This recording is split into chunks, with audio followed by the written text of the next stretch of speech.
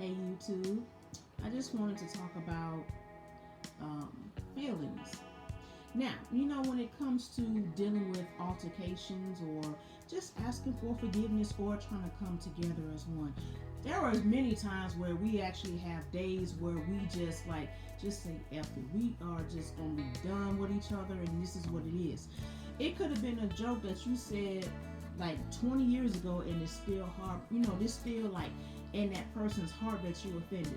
You know, just say you have a great friendship with that person, but then another person, just say a new friend came in and kind of, disgruntled the relationship.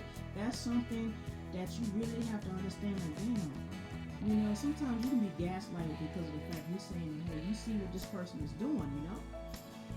So when it comes to like feelings, most important is come to terms with whatever the offense was, okay? And then when you're ready, talk to that person who offended you. Now, sometimes it could be a little hard based off how they will react, so you have to be ready either way. The most important thing is knowing that, hey, the friendship, relationship can be saved. It's all about how you do it. Now, sometimes we could be going through some things and we may lash out on each other without knowing that we did something wrong. Now, if you're the type of person that constantly just keeps saying the same thing or doing the same behavior over and over, that's something that needs to be checked because sometimes it's like, okay, look, you're a great friend, but it's like you be saying these jokes that just makes me feel inadequate, or you say certain things that make me feel like I'm not worthy to be your friend. And but the main thing is, depending on that personality, you have to learn how to come at them in a strategic way. And knowing if you know, like, okay, you know their shortcomings and you know what triggers them, so okay, let's do it a different way. Now, there are some people who don't even want you to check them, and that's something that you have to understand that it will happen. Or like how they say when I was growing up, feed them with a long-handled spoon. There's no guarantee that they may even admit to that. I talk so fast. I'm sorry. That they admit when they're wrong. And you have to understand that too. There are some people where they might not even apologize for their actions or what they've done. And so you have to be aware of that. Just like having a relationship and we both said some bad, nasty things, told people, just spreading lies and rumors about the relationship, knowing that it really wasn't the way it was explained, then that's the issue. Because now it's like, okay, I want to make it right, but I did say this stuff before. Well, guess what? You know what you can do? First, take accountability of your actions and your thoughts and say, you know what, I was wrong. Let me try to do things differently. Then you talk to that person and say, let's talk.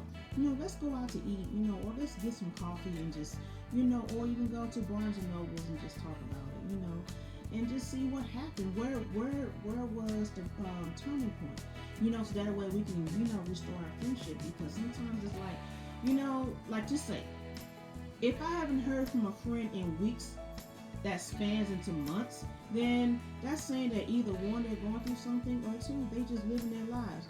Now you have a great friendship with that person as if you haven't talked to them about maybe a couple of months and then y'all come back together as if nothing happened.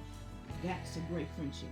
But when it comes to relationship matters, now that's different because you want to have communication. You want to be able to discuss certain things and just try to work things out and compromise, or maybe just to a point where you just need to focus on you. Sometimes people are going through things. Maybe sometimes they don't want to share that they're going through something, but over time they'll come out with it. It's just not the right time. So don't take offense to it. I think about this. When it comes to the matters of the heart, you have to approach it very carefully and cautiously, because sometimes, like if you try to approach that situation head on, guess what's going to happen? It's going to be some shutdown, behavior that's going to, come about. So it's like misunderstanding, And it won't be about trying to hear that person out. It's all about hearing what that person said that offended them, and then they automatically just shut everything else out, selective hearing. So I learned this the hard way when it came to my sister. Me and my sister, it's been a rivalry most of my life. So she's going on 43, and I'm going on 40 in June. So it's been an issue between our, communication forever. When it come to her, it was more about her friends, than me. I was really begging my sister, damn near begging, just for us to have a relationship. And then around the time that our mom died, you know what I'm saying? And then it's to a point where you still doing the same thing. And that's why I got to a point where, you know what, I am not going to beg my sister to be my friend. And then, but you know what hurt me the most was when I came to terms with she didn't want to be my friend. Or she didn't even want to have nothing to do with me. I'm a hairstylist, so I just want to show off my skills. Just do different things. I did something for her before, but it's like I'm proving to you, like, hey, I would like to do your hair, or hey, let's do this and that. When I was living there at the time, and then I realized, you know what? Years later, until now, and I'm like, you know what? Some people just don't want to be saved. Even though our mom died, and thinking that we can try to work things out, but guess what? It didn't happen that way. And I had to understand that sometimes, your family that you need your family that you need the most is me and my sister. That's it. I have an 11-year-old son. She has 4 children that, all grown except the last one. And she also has 3 grandkids, and I don't have none. And so it's like, how about us try, we fuss and fight and, just rival. That's just how it is, between siblings. But when they get to a point where you don't have no one else but the person who you were born next to, and they, if they choose to not want to be bothered, then that's to go, And deep down, there are times where I do want to talk to her again, but then I know for a fact she's still distant, where to a point where she would talk to others, rather than talk to me on the telephone, you know what I'm saying? And so I've gotten to a point where I just can't worry about it anymore. So what I'm saying is, when it comes to feelings, sometimes some people can be reachable, and there are some who choose not to be reachable, okay? So don't ever think that it's about you. It's them. If they choose to distance themselves from you, that's their choice. Even when it comes to family, especially family, and a lot of times, who needs enemies when you got family? You see what I'm saying? The family be the main ones who are enemies in some cases. So at the end of the day, you just got to focus on where you're going, and don't let nobody else's mishaps hinder your growth, because that's the most important thing. You don't want nobody to hinder your growth. You just got to keep going. Continue to, like, talk to your friends and people who you can trust about your feelings, and get counseling, and just try to figure things out and just smooth things over, so that way you get your life in order. Because so one thing that happens the most, the mistake anyways, is because we tend to put certain people on the pedestal that they see us underneath them. When it gets to a place where you expect for them to treat you the way you treat them, you are sadly mistaken. It don't always work that way, and you have to be ready for that if that time comes up, because it will. So you have to understand now that, okay, you want to be there, you want to be a friend, but you just got to move on. You got to just just move on with your life. And then if that person wants to come back through, try to make amends, then do so. But when it comes to family and stuff like that, you just got to be careful. Or just friendships or relationships type stuff.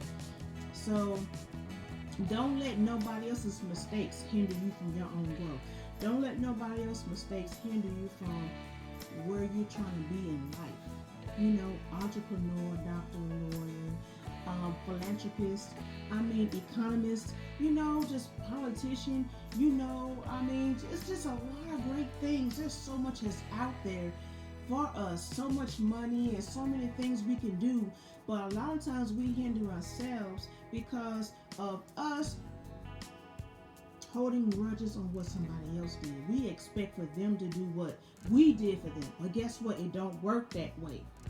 There are some that do, but not many. And you got to be ready for that. So what happens next? You just do you, and when the opportunity comes, the universe allows it. And usually what the universe does is just kind of like give you dreams or vision or that unction in your heart. You want to, talk to your, in my case, my sister. But then all the time, man, I don't want to talk to them. But then that urge is going to be there. Then guess what? When that time comes, go ahead and deal with it. Forgive them for yourself. Don't forgive them for them. That's not letting them off the hook. You doing this for you. You don't want nobody to rent space in your head over something that they did. Okay? So you focus on where you're trying to go. Take care of you and your family and move on. And when that time comes for them to come back through, so you can make amends, do that, and then, get ghosts. So don't let nobody block your chakras. Don't let nobody cause you lose no sleep over what they choose to do with their time. Some families, and I watch a lot of videos and stuff, especially when it comes to family or a strange family or friends and stuff. And it's like you really want to work things out with them, but sometimes it can be fairly hard based off their mindset alone. And we have to understand that, everybody don't think the same way. Everybody don't move the same way. So, just take your time, reiterate what you got going on in your mind, smooth things over from within, and then take care of things that are without. And you just go on about your life. But you know what I learned the hard way from many years ago is about some people only want to come into your life when you became successful. Some people come into your life based off the fact that, you can help them out. You and you got connections in different places to help them make money. But at the same time, it's like you worked hard for it. So now they expected you to look out for them. And then here it is again, you choose not to deal with them based off how they treated you before. And now it's another big issue, another big rivalry over some stuff that you choose not to involve yourself in based off their behavior. So, in other words, treat people how you want to be treated. That's it. If there's like relationships or even people from the past that decide they don't want to deal with you, or they don't, the communication is pretty bad, find other ways, even have a mediator to help you with that. The main thing that hurt me the most is not having a relationship with my sister. And it hurts. Because I have no one. I'm in Texas. I have no one here except my son. It's just me and him. That's it. So, just take out the time to, take care of you. Do mindfulness, aromatherapy, do yoga, just take care of you. Self-love. Take care of you. Don't worry about what nobody else chooses to do. You're only held accountable for your actions. So, LadyPosche says, focus on you.